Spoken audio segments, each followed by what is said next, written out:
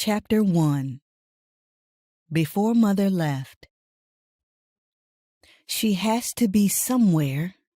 That is what I used to exclaim, frustrated when my mother seemed to have vanished into thin air and all of my search efforts were coming up null. Why did she have to leave? Why my mother? Why do I have to endure such a devastating heartache? Most importantly, why can't I find her? Those were the thoughts and questions that lingered in my mind over the years as the trail of my mother's whereabouts was getting colder with each passing day. Even though I was only 2 years old when she left in 1969, I can recall with vivid details of numerous events that took place at that time. One of the most heartbreaking memories I have is this one. My mother picking me up in her arms and walking out of the back door of our rental house. She walked across the very tall, uncut grass to the back area of the lawn, lay face down in the grass, and cried her heart out. I lay beside her and cried with her. At the time, I did not understand why she was so miserable that she would sob so heavily in front of her little girl. I only remember feeling heartbroken for her. I felt her pain so very deeply. It was like her pain was my pain, and I hurt terribly for her that day. I later learned that my father had called the authorities to have her picked up and taken, against her will, to a mental hospital. So during that moment of weeping in the grass, she knew she was about to be separated from her family. It seemed as though my father had been insensitive to his wife's illness.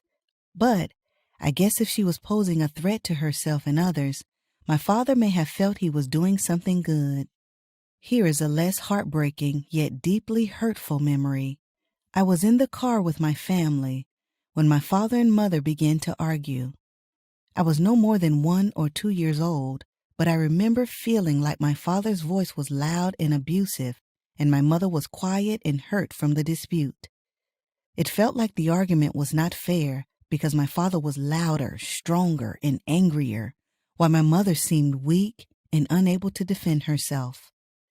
During this particular quarrel, my mother took me in her arms, got out of the car, slammed the door, and walked away with me. I do not remember if my father had demanded her to get out or if it was her choice. I only remember her getting out of the car.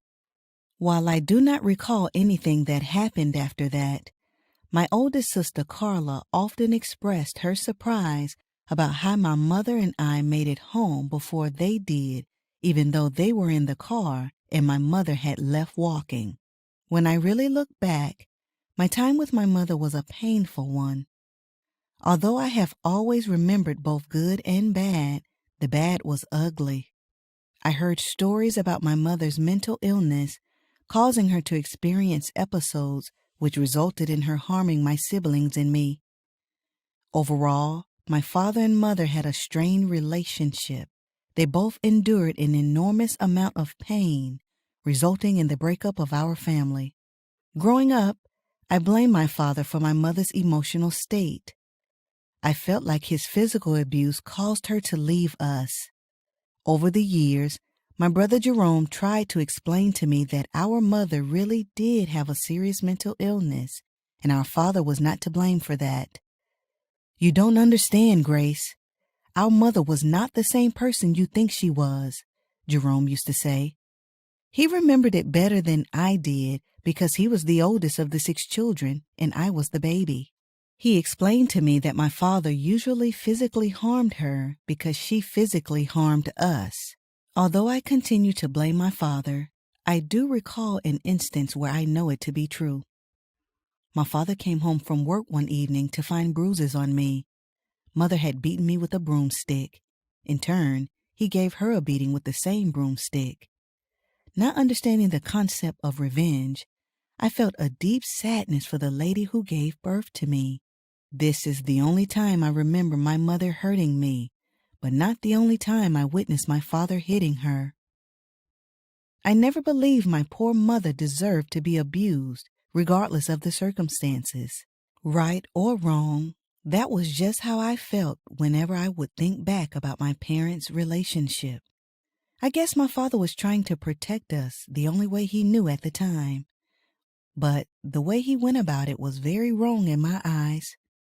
She was not mentally able to care for a family of 8. My grandmother stepped in to help when she could, but I believe this still caused a major hardship for my father. They had 6 children, and he was carrying the entire family financially without any support from his wife. I believe my father experienced a lot of stress and disappointment due to my mother having a mental illness and not being able to provide him with the support he desired from a wife. She was unable to work, cook meals, or clean the house the way my father expected her to.